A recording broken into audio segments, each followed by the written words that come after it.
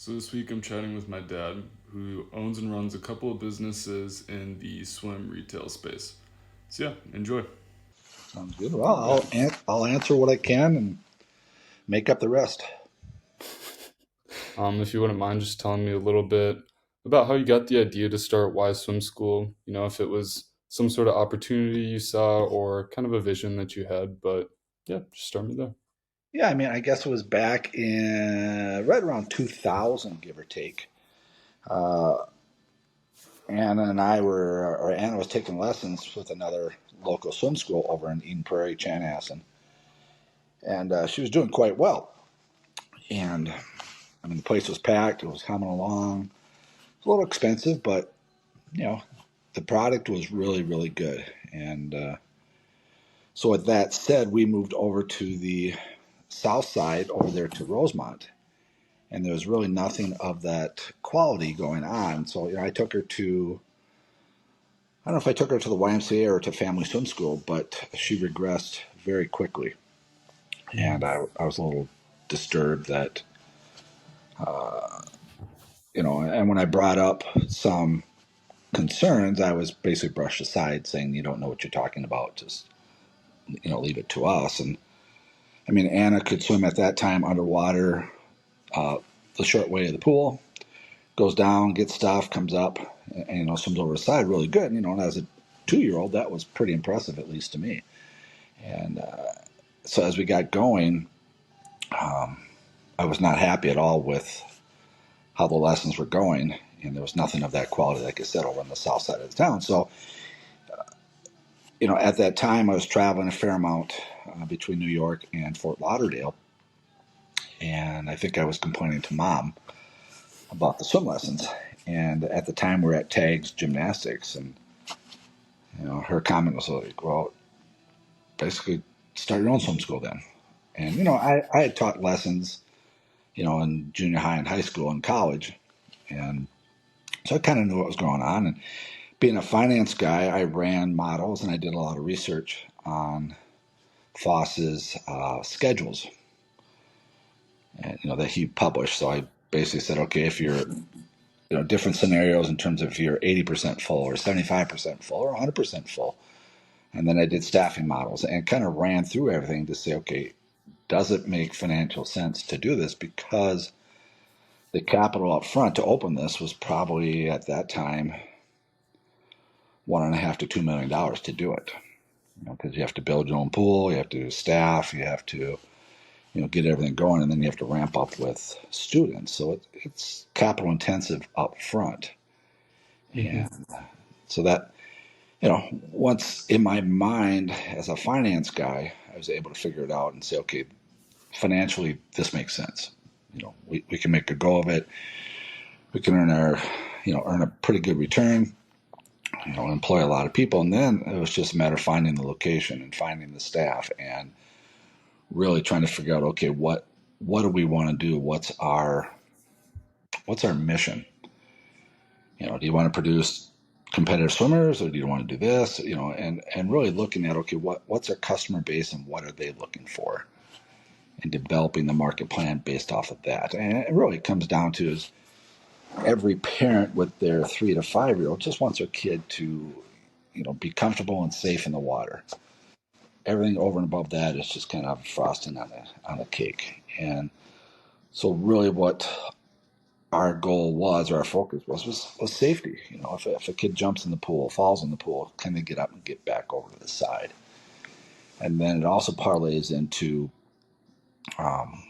friendship and group inclusion, because you want your kid to go to the outdoor pool with their friends and have fun at the lake, as opposed to sitting on the side saying, "Well, I can't swim, so I'm not gonna participate." And I went around to and visit a couple different swim schools throughout the U.S., talk to their owners. What are you guys doing? What's your focus? And it's really, um, you know, stick to your guns. Everybody's going to have a comment. Everybody's going to have a theory on what you should be doing. And it comes down to they're not doing it. You are. And so just stick with that plan and, go forward. And if you want to adjust, you certainly can. but it's really the envision. So to get back to your question in a long way, it was an opportunity based on location. And, I had the background of swimming, I had the background of finance. Now it's just a matter of, okay, can I start my own business? And nothing is, can stop you if you just sit down and figure it out. And, what's your staffing level? What's your vision? What's your, your financing? It helped that mom had a good job, and I could go a year or so without making any money, and and we'd still have food on the table for you guys. So, but there was a big demand down south of the river, and I think in our first session we had probably 250 kids, Oh which wow. which seems like a lot, and it was at that time. And we were like, "Holy crap, what are we going to do?" And you had to get all the instructors in. You had to, get them trained, and we didn't have a pool to work with, so we had to rent a hotel pool to train them because Hmm. ours was still being built. But yeah, we had 200, 250 kids the first session, in which, you know, now I run 200, 200, 300 kids per day in Yeah. just one location. Between Apple Valley and Lakeville, we probably have a little over 3,000 kids a week.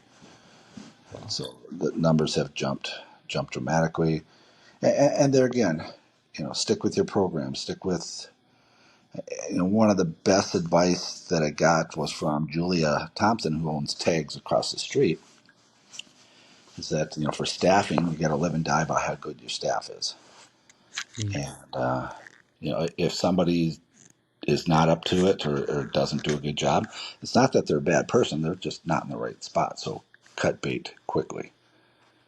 The longer you keep them on, the worse it's going to be. And, it's just one of those things where, hey, you're a great person, but see ya. I can't waste time. You know, I'm going to tick off more of my customers. And, the other thing that I find interesting about, being an entrepreneur, everybody's like, oh, God, you're your own boss. This is great. You can do whatever you want. Actually, that's not the case. If you're an employee, you have one boss. You have to do what that boss says. Well, as the owner of the swim schools, I have 3,000 bosses. And if Yeah. I don't keep them happy and I don't do what they want, they're going to fire me by Hmm. leaving. So, um, and that's the problem that the guy that used to own Family Swim School, he just got really grumpy, and if he didn't like my way, take it elsewhere. And his numbers reflected that. And so we came in and brought our style in. But so, that long story short, it's the opportunity. It's a matter of sitting down and saying, okay, can we make a go of this? And then, bringing in smart people to do each of the jobs. And, if you don't find the person, keep looking. Brought in Nikki, Hmm. um, brought in mom, brought in, I had a whole team before we even had our first kid in the water. Um, I had guys, big construction guys that came in and built the facility, and bankers involved to finance the deals. So, and, Hmm. you know, regular bank loans. I went to the SBA. I talked to Grandpa about it because he was a big banker. So it's one of those things where you can't know everything, but you got to listen to the people that do. Yeah, I And definitely hear that. And a lot of what you're saying, especially around building a good team and having really good employees to help you service that mission. yeah, so it's and it's fun. It's a lot of work. I'm not gonna lie. There was you know late nights, weekends. Your phone is on all the time. You don't get to Hmm. turn your phone off. And and I have some managers now that come 5 o'clock they turn their phone off. I'm like, well, guess what? It's not how we it's not how we roll here. So I'm not going to call you, but you need to be available in case something happens. So if Totally. you don't want to do that, then this job's not the right one for you. Not a problem. So I'll still say hi to you when I see you at Target. Yeah. And that is the thing is, it's you got to think a little bit bigger than yourself. What are we giving back? It's yeah, I'm teaching swim lessons, but what else is there down the road? I'm employing 200 instructors, 200 kids throughout south of the river, keeping them going, showing them responsibility. What's your first job? Well, you got to show up on time. You got to be there because if not, then you're not going to work for us. And so, in a service type industry, you live and die by how good of service you provide, and you'll see that no matter what your product is. Yeah, that makes a lot of sense. That makes a lot of sense for sure. Well, sweet. That was a really good introduction, I feel like. Got a general just background of how you kind of saw the opportunity and then from there started making things happen with that. And so you mentioned that right away you had 250 people in your first session. And so you said at the time that it seemed like a lot of people. And so I think especially given now of, how many more people that you have signed up, especially on a weekly basis, Hmm. what were kind of some of those milestones you hit along the way? Well, it's we quickly learned, um, from a staffing point of view, Hmm. um, and if you really want to do well, at least for the swim schools, it's called efficiency. The lessons have 4 kids per lesson. Well, you got to put 4 kids in each lesson. If you only put 3, well, you're missing out on an opportunity. And your costs, your variable costs are still going up. Your fixed costs are still there. Um, Hmm. so, as we grew, uh, you know, do we want to grow horizontally by adding more instructors, at the 6 o'clock time frame, or do you want to add classes before and afterwards?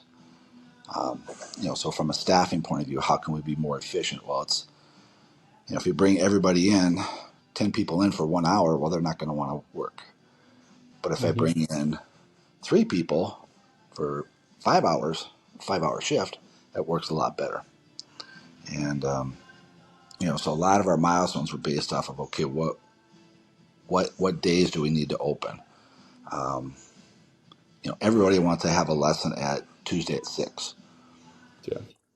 Well, that's great, but 6:30 or 7 is going to have to work. And uh, kind of the really aha moment that we had was we used to run on sessions, 10-week sessions, 12-week sessions, and kind of the aha moment was people would have to call in earlier and earlier and earlier to get the spots that they wanted. It wasn't, you know, it wasn't you could call up the day of and get in. So once we had that demand built up, then that's when we really took off. Um, Interesting. and kind of the other funny thing is, and I told a lot of my staff originally, I said, I know we've made it. And I always use the term we, not I, or the swim school. It's always we. I know that we've made it when I see one of the swim school's t-shirt walking down the aisle at Target. And how long did it take until you saw one of those t-shirts out at Target? Probably a year or so. But That's there pretty again, cool. you got to give out the t-shirts, and it's all about advertising. It's all about word of mouth, and that's really the big thing. Is okay, you can spend all your money on advertising here, advertising there, but the best is just product referrals. Yeah, totally. People that are happy with it, and bringing in their friends. And this was all before Facebook and all the other social media apps. So where people just write up BS, reviews. Yeah. So, but Well, I also remember you doing some other creative things related to advertising. Like in elementary school, they would send home those Friday folders with us yep, at the end of the week to give to the yep, parents. yep, And I remember seeing Y Swim School ads in there too. yep. Every single one. And the reason why we did that is that the schools would not allow us to advertise in the grade schools, in the middle schools, or in elementary schools.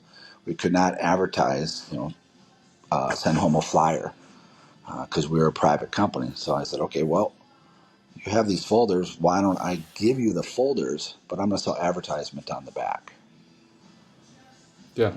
So it's okay. If you're not going to allow me to do this, A, B, or C, what are my other recourses? What else can I do to achieve the same thing? And for them, it was a win because I paid, like $2,000 per school to get our folders in there. But I also turned around and sold the advertisement to other, Oh, people that's that were smart. targeting that. So basically, it was free for me. I just had to get the folders, and then turned around and sold that business to somebody else. The guy who did your karate place, Yeah. he wanted it as a business. I'm like, okay, I'll sell it to you, but I get free advertising because I already had all the ones. And he wanted to go into every elementary school south of the river, and I'm like, no, I'm not in.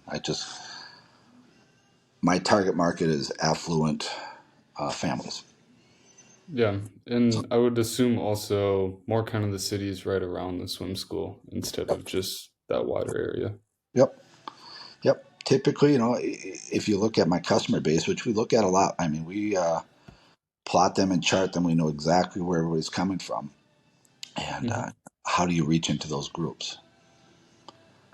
It's not a big, Nice. like I said, it's not a shotgun approach. It's a very targeted market. How do I get stuff into the hands of people that just moved in new housing, or something like that. Yeah, totally. Well, sweet. So I guess my next question is around maybe like a big challenge early on or even later on in the company that you guys faced, and how did overcoming that challenge like really help you out moving forward? Yeah, I mean, the biggest challenge, and it still is a big challenge, and it never goes away, is your staffing. Mm. How do you get um, really good people to teach lessons? Um, and the first thing we went out, we hired the best and fastest high school swimmers that we could find and college swimmers that we could find. That didn't work. Just because you're a fast swimmer doesn't mean you can teach swimming. That makes sense. However, at that time there was a lot of layoffs on the school teacher side. Mm. So those people have been trained on how to teach. They knew how to communicate. They know how to converse with not only the kids but the parents and everything else. All we had to do was teach them our curriculum. And at that time, um, I had teachers in the small pool. I can guarantee you that they could not swim the length of the big pool. Yeah. But it didn't matter. It didn't matter at all because as long as you're happy and um, Shannon Morrison. I Hmm. don't know if you remember her. She can't swim the length of the pool, but she's probably one of our best instructors. Just Totally. happy and engaging and just a bubbly personality, and that's what you got to look for. So, um, so it's a constant focus. Definitely. So, And I also think it's really interesting that something that you earlier mentioned being one of your strengths was also one of your greatest challenges then in that same hmm too. hmm Yeah, I think that's pretty cool. hmm Well, sweet. And so in the next 5 years, where do you see Wise Swim School going? Is there anything that you're currently working on trying to implement? Um, yeah. well, um, in terms of, we're going to have more competition. Uh, and so how do we shore up our customer base? How do we make sure that, hey, what's our strengths versus some of these franchises that are coming in?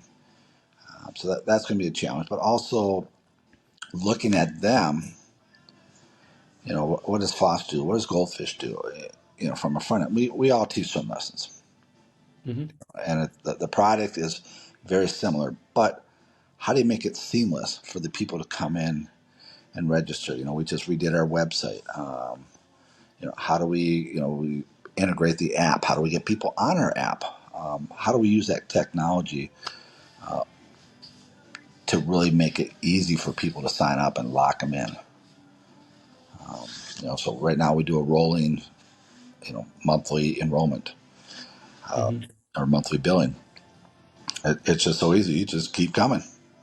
You don't have to worry about, oh, I'm going to take a session off. It just keeps coming and coming. And, um, so that's going to be our focus over the next,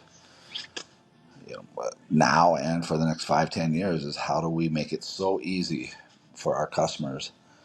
Um, you know, if you keep the kids happy, they'll want to come back and the parents will keep coming back. And, um, so, and right now with the wages going up dramatically, how do we do that more efficiently without jacking up our prices?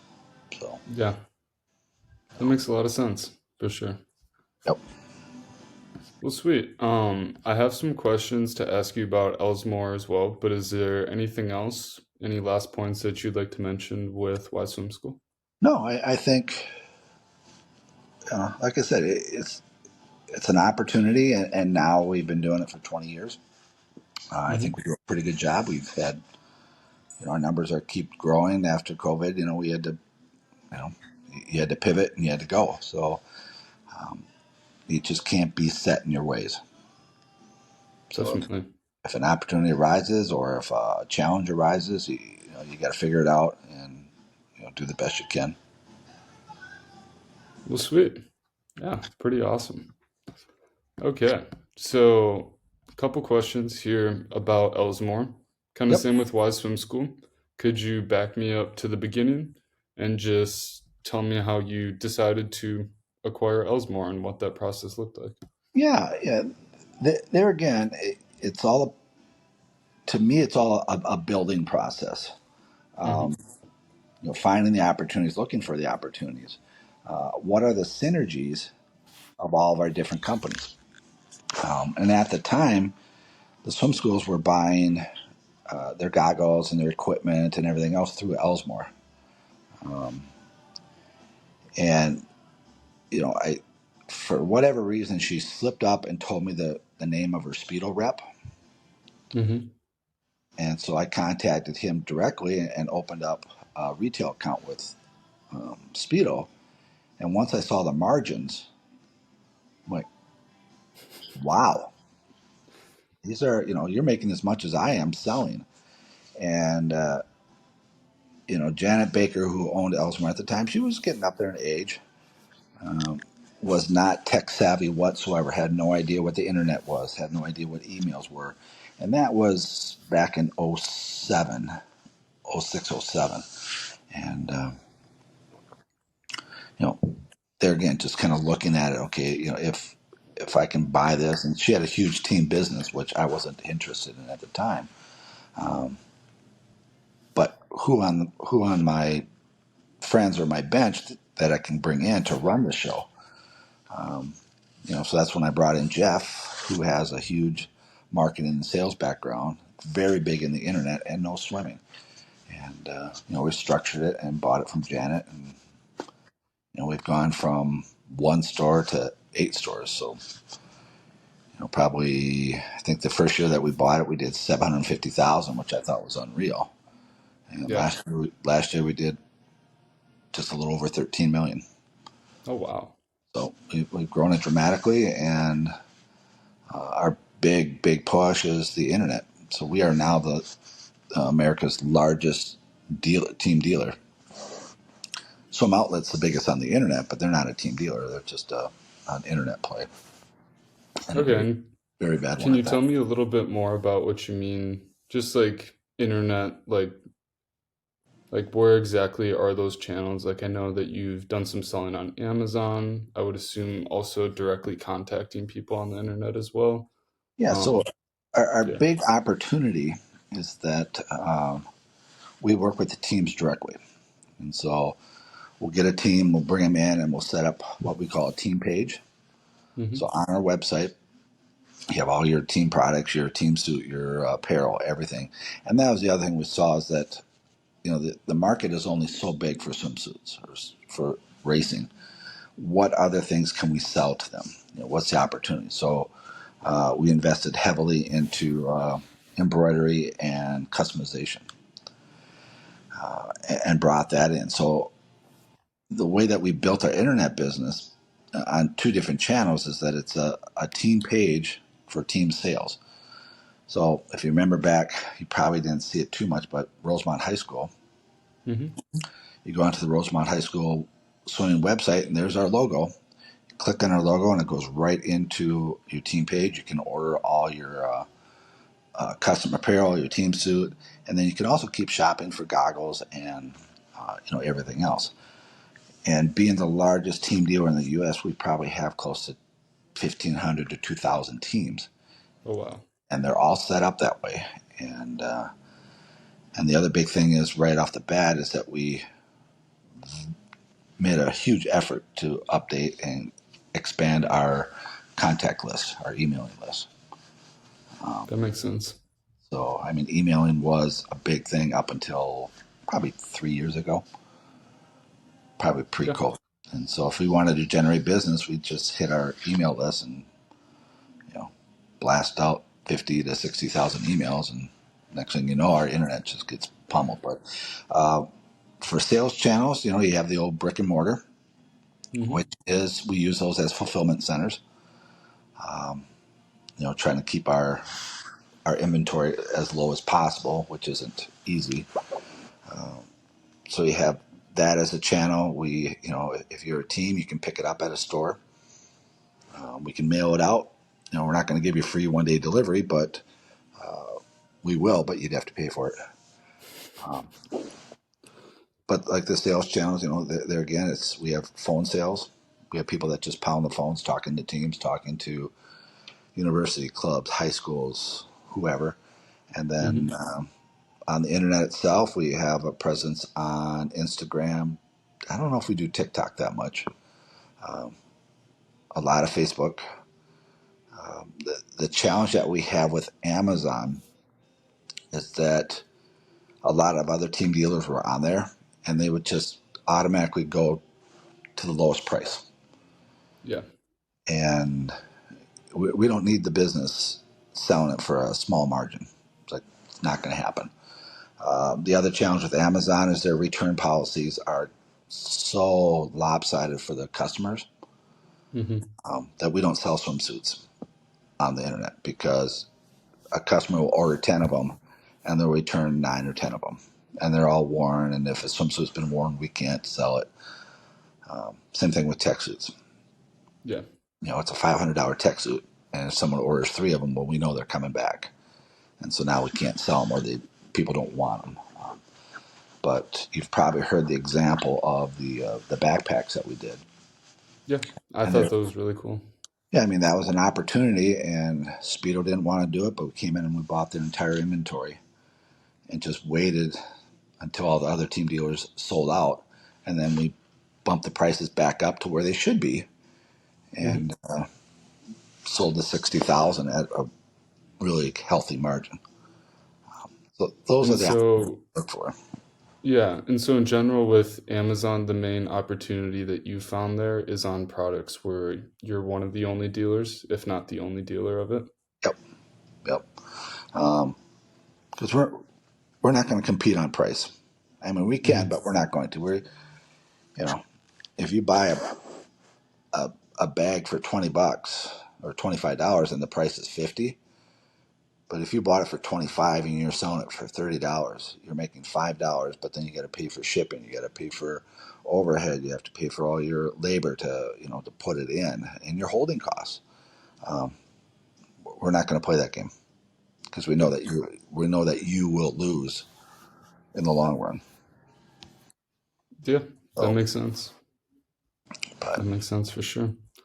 Okay, so I guess rewinding a little bit back to when you actually were acquiring Elsmore, mhm. what were some of the due diligence activities that you conducted before actually finalizing the acquisition? Well, it was an industry that we weren't familiar with. Hmm. Um, so a lot of it was just blind luck. Um, Nice. we kind of figured out what the pricing what did you buy the inventory for? What were you paying the manufacturers? Well, there's always deals that go on behind the scenes. If Mm, a manufacturer is trying to liquidate some of their positions or lower their positions, they'll cut you a deal. So we, I know that we overpaid for the inventory, okay. but uh, one thing we did know is that inventory sours pretty quick. Um, so when the music stops and you have, you know, the ugly blue green suit that nobody wants, there's no place to sell them. So we did buy, when we bought Elsmore, we said anything that's more than 2 years old, we don't want to buy. That makes sense. Um, but there again, we bought everything for wholesale when she was buying it at 10 off of wholesale. So she was actually making a little bit of money, but you make that up in shipping and so on. So um, the other big challenge was we didn't have a point of sale system. We had no idea how to run a point of sale system. And how do you load this stuff up into your inventory systems? And luckily at the time she didn't have a website, so we didn't have to load the product up into a website inventory. Yeah. So the other big opportunity was uh, at the time one of the biggest sales channels at swim meets, Ooh. and Yeah. so our deal was, we had to get exclusive deals like with the U of M, with Madison, with Iowa, some of the big pools that hosted a lot of swim meets. And so we had exclusive deals with them, pushing the other dealers out. Hmm. You know, we're going to own the 5-state area, period. And what do we have to do to make that happen? So yeah, it was definitely a learning curve. From my point of view, running the finance and accounting, you know, I had no idea what I was doing, but I quickly learned. Totally. So, the other thing we did is we kept on the former owner on a consulting basis, and that worked and it didn't work. Um, Hindsight, probably shouldn't have done it. Yeah. You know, Can you tell me a little bit more about what that looks like? well, what we did was we bought it from her, Hmm.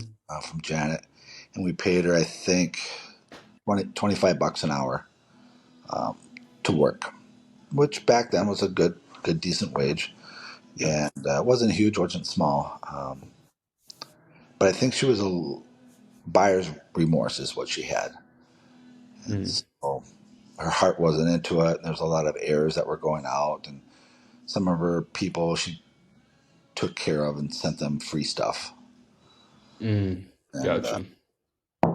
okay, see you, bye. Yeah. We'll figure it out, and if we fall on our faces, we fall on our faces. But you know, we can So you learn. got there in the end. We did, we learned it pretty quick. But there again, you look at your employees, and some are dead wood, some aren't. If someone's a bump on a log or lazy, no matter what you do, you're not going to change them. Yeah. Just go do it somewhere else. So, but Yeah. and that was very clear there. Yeah. So, Makes sense for sure. Well, yeah. So I guess that's pretty much all the questions I have so far about Elsmore and Y Swim School. And so I guess just kind of to reflect on all this as a whole, yeah, what were some of the main lessons and takeaways that you have from this whole progress? yeah, I mean, it's building. It's looking at the synergies. What else can you build upon? If you look at the building that Elsmore's in, you know, Mm-hmm. we bought that because I don't want to pay somebody else rent. I don't want to pay someone else a profit to run my own building. Um, Mm-hmm. Riptide is a good example of, okay, what else can we do to build upon what we already have? Um, we had so many kids coming out of the swim school ready for a swim team and no place to put them.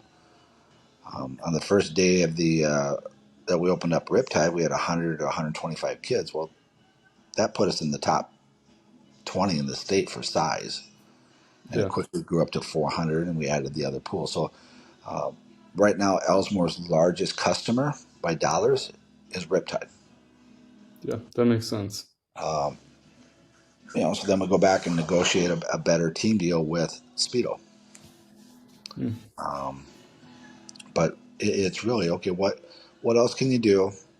And then looking down the road a couple years, what can we add in? What can we build upon? What, if we have the basis, what else can we do? Totally. And the other thing you have to recognize is that your employees grow up. Their life cycle changes. Take Nikki when we first started. She was a hungry 25-year-old. Hmm. Well, she's got a family and a kid now, so it changes. And Yeah. you don't want to keep beating on them. But same with Andrea and same with that is like, okay, what do we have to do? Um, how can you put incentives in front of them? So for example, Nikki first started working for us. She had this old crappy pickup. Hmm. That thing would stall and not start. And all right, well, I can go lease a car and give it to her, and for $200 a month, I can guarantee that she's going to be at work every single day, on time. Best money Yeah. ever spent. And she was thrilled. Um, so it's just kind of looking for those things. Is yeah, it's great for you as the employee, but I got to do it for me as the employer. You know, so um, well, that's kind of it. You got to learn to. Some things don't work. Hmm. You know, cut bait. You know, Yeah. either fish or cut bait. One of the two. If it doesn't work, not a big deal. Just move on. Um, a good example is at Elsmore. Uh, we developed a really cool website to design your own swim caps. It Yeah. was so easy, so cool, and no traction whatsoever. Yeah. I remember that. And so we ended up after I think 18 months to 2 years just discontinuing it.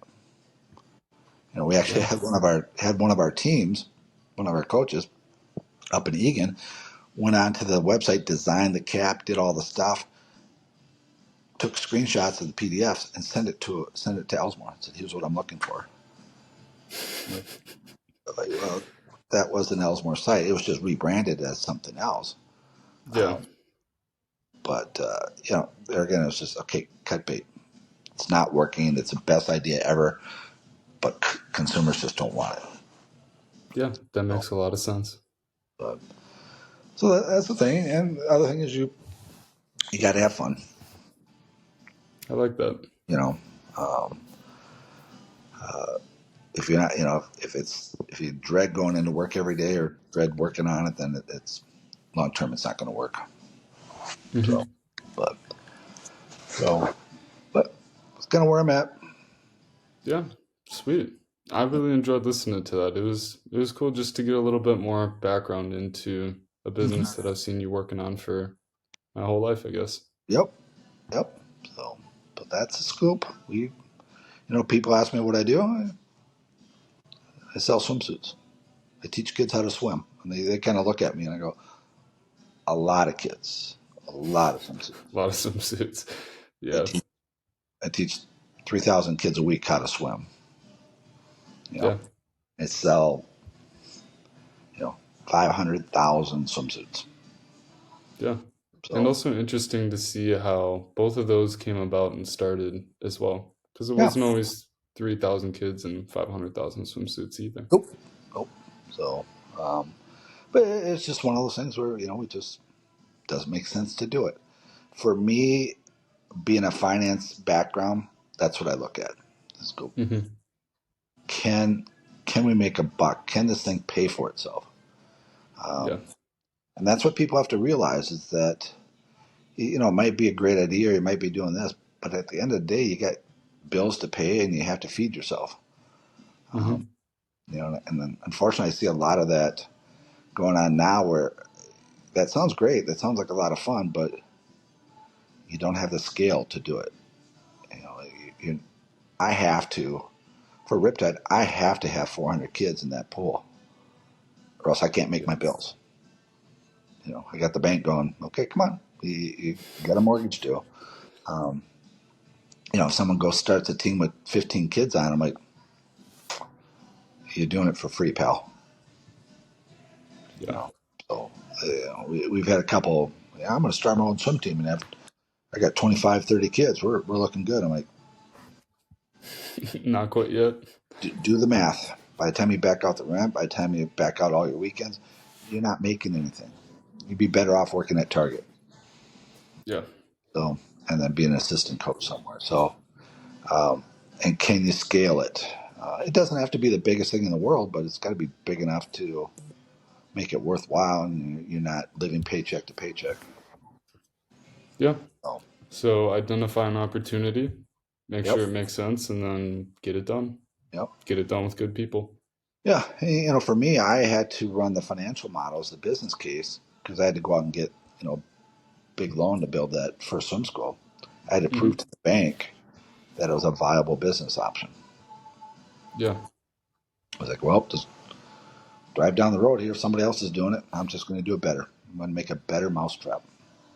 Yeah. And I think I've told you that a lot. Is you don't have to come up with something brand new. You just have to come up with something better. Hmm. So Yeah. Well, totally. yeah, Sweet. Yeah. I think that's about it from me. But yeah, thank you. yep, This was a lot of fun. cool. All right, my man.